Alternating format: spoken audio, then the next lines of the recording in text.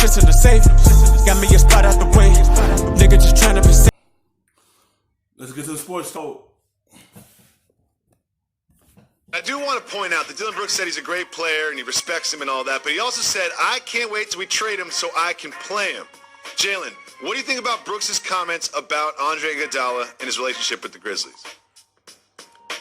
So the moment he was describing about seeing Andre Iguodala on TV talking about them, it was on NBA Countdown and I was standing right next to him.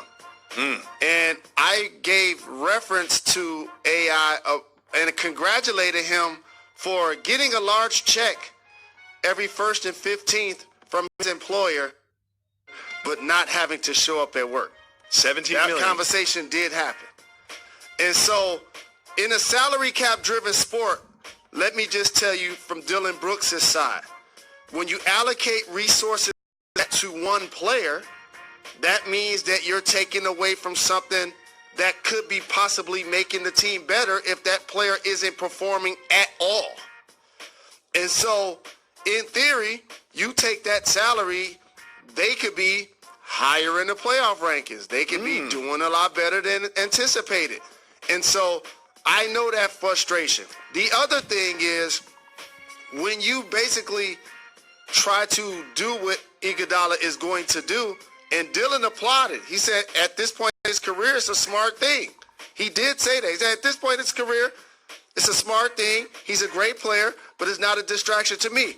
Because what you're basically saying is, I want to go to a contender because y'all ain't good enough to win the Yeah, when you hear somebody say that and he understand at a point in the career of Andre Iguodala that he know he want to go to a contending team. But when you hear him say on TV, he basically saying, this team only could be in the 8th seed. Dave's not going to give me where I want to go. And that's back to a championship, to be able to compete for a ring. And he basically saying, this team ain't good enough for me to be playing with. I don't want to be here with them because they're not going to give me where I want to go. They only good in the spot they at.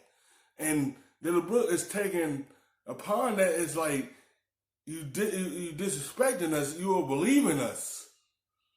Like, they ain't had a schedule right now. You know they got the possibility to make the playoffs this year. He basically saying this team ain't enough to go deep in the playoffs. That's what you say. And Basically. that's what great players have been saying when they left one team. LeBron James, when he left Cleveland.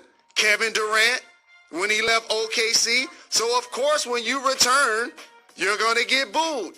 This is Dillon Brooks, somebody in the locker room, physically booing Andre Iguodala because he's telling them that they're not good enough to be a contender this year by not showing up. It is 2020, so it did not stop there. Of course, it all spilled over to social media where John Morant got a little active on Twitter. Not saying much, but saying enough. He did like a tweet that was, I can't say what it said, but it didn't say nice things about Andre Iguodala. And he also sent some emojis that were kind of pointed, that were retweeting what other people felt, which said enough. He was subtweeting Iguodala. And then, of course, it went and snowballed from there. So what do you think about these two young Grizzlies basically subtweeting and co-signing very, very negative things about Iguodala after the fact? It has nothing to do with Iguodala. That's my family. This has everything to do with my love for the league. I want to make sure I say somebody that grew up playing on a milk crate. Okay, nailed to a telephone pole, and that's why I started shooting runners and floaters, because you get splinters running into that pole or people to push you into it. I like competition within the game. This is a Western Conference foe. Iguodala may end up on the Western Conference team. Allegedly, that might be the Lakers or Clippers. I like a young group of players that are owning the fact that we're the grit and grind part 2 in theory. We got something special happening in Memphis, is what John Morant is telling y'all. You saw Jaren Jackson, and I've been telling you, he shoots that. It do have something to do with Andre. When they feel like they making a big jump this season, in the first year with John Morant, they felt like you should really want to be a part of this.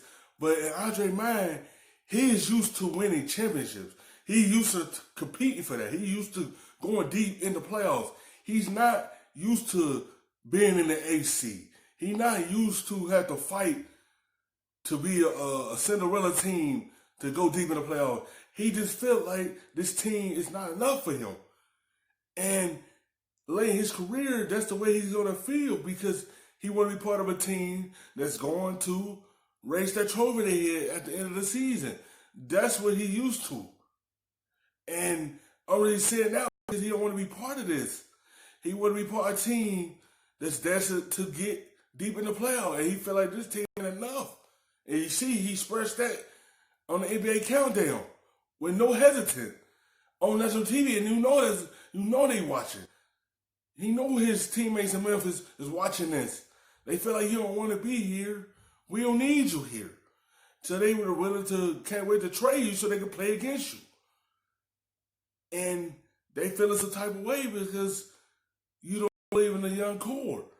And Andre just wanted to compete for a championship. With that right hand, but when he get around that basket, he'll bang on you with that left. Oh, he dunked on And Drummond we with saw the it left hand. last I know night. you saw that. I know you saw him dunk on Drummond last I'm time trying with to the left tell hand. you. Yeah. I mentioned it when we talk about the Mavs young duo. Put some respect on Memphis young duo. I've been saying it all year. And you know how protective I am with John Morant. I know you know love how John Morant protective so much. I am him. You love John I so want to be in much. the dunk contest because I don't want him trying to jump over Taco Fall and get 50s because he'll try it. Okay? I need him balling like he balling on the court. And Dillon Brooks making shots. He was a scorer in college. People slept on him. He had to find his way to the rotation. And now all of a sudden he getting buckets. So it's like Valanciunas is an anchor. Y'all don't believe in us. We going for a playoff spot. I love it. What's up? Thank you so much for watching ESPN on YouTube. For the look, baby, the rub, nigga, I gotta be safe.